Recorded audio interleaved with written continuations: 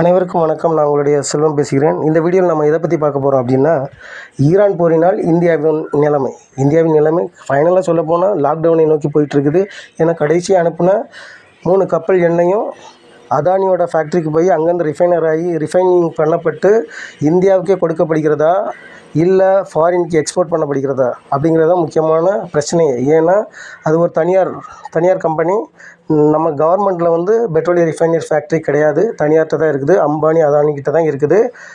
இவங்க ஜிஎஸ்டியில் எல்லா திங்ஸும் இந்தியாவில் கொண்டு வந்தாங்க, பெட்ரோலை கொண்டு வரல. ஏன்னா அம்பானி அதானி லாபத்துக்காக. அதே மாதிரி பிஎஸ்என்எல் 4G லான்ச் பண்ண விடாமல் பார்த்துக்கிட்டு ரிலையன்ஸோடைய ஜியோ நல்ல இன்கம் ஏர்ன் பண்ணுறதுக்காக பிஎஸ்என்எல்லை ரொம்ப டிலே பண்ண பிறகு தான் 4G லான்ச் பண்ண விட்டாங்க.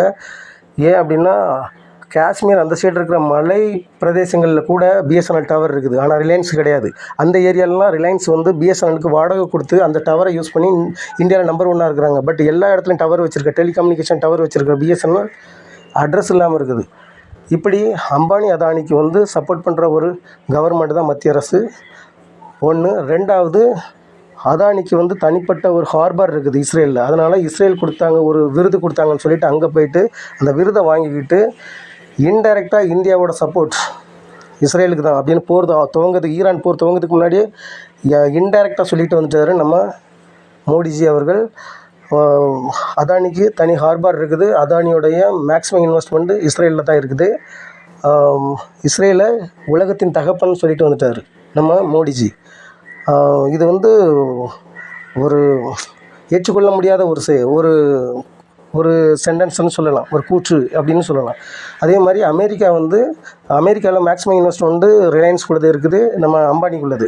அங்கே என்ன பண்ணுறாங்க அப்படின்னாக்கி இந்தியாவிலேருந்து போகக்கூடிய எல்லா எக்ஸ்போர்ட்டுக்குமே 35% வரி டேக்ஸ் போடுறாங்க. ஆனால் அமெரிக்கா சொல்கிறது இந்த அமெரிக்கா பொருட்களுக்கு இந்தியா 0 டேக்ஸ் தான் போடணும். அதுக்கு ஓகே சொல்லியாச்சு. அதில் என்ன நியாயம் இருக்குது? அப்படி மத்திய அரசு பண்ணக்கூடாது. நம்பர் 1. நம்பர் 2 ரஷ்யாவும் ஈரானும் குறைஞ்ச விலையில் உங்களுக்கு குருடாயில் தரேன்னு சொன்னால் அமெரிக்காக்காரன் வாங்கக்கூடாதுன்னு சொன்னதுனால ஒரே காரணத்துக்காண்டி நம்ம ரஷ்யாக்கிட்டையும் ஈரான்கிட்டையும் குறைந்த விலையில் குருடாயில் வாங்காமல் கத்தார், சவுதி அரேபியாவில் வாங்கிக்கிட்டு இருக்கோம். இதுவும் நியாயமற்ற செயல்களில் ஒன்று. இது முற்றிலும் பார்த்தா அம்பானி அதானி இவர்களுக்கான லாப நோக்கத்திற்காகவே மத்திய அரசு செயல்பட்டு கொண்டிருக்கிறது என்று நாம் கூட சொல்லிக்கொள்ளலாம். அதுதான் நிசப்தமான ஒரு உண்மை அப்படின்னு எடுத்துக்கொள்ளலாம். ஸோ ஈரான் போரில் இப்போ 3 கப்பல் நமக்கு அனுப்பியிருக்காங்க.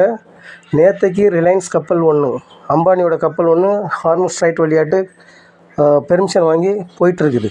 இது மேக்ஸிமம் நமக்கு என்ன ஃபாரின் நாடுகளுக்கு எக்ஸ்போர்ட்டாக கூட இருக்கலாம். இங்கே ரிஃபைன் பண்ணப்பட்டு இந்தியா இருக்கிற தற்போதைய நிலைமைக்கு இந்த மாதிரி அம்பானியோட கப்பல் அந்த ஸ்ட்ரைட்டை அந்த ஹார்முஸ் ஜலசந்தியை கிராஸ் பண்ணி போக வேண்டிய அவசியம் என்ன அப்படிங்கிறது. இந்த வீடியோ உங்களுக்கு பிடிச்சிருந்தா சப்ஸ்கிரைப் பண்ணுங்கள், லைக் பண்ணுங்கள். நன்றி, வணக்கம்.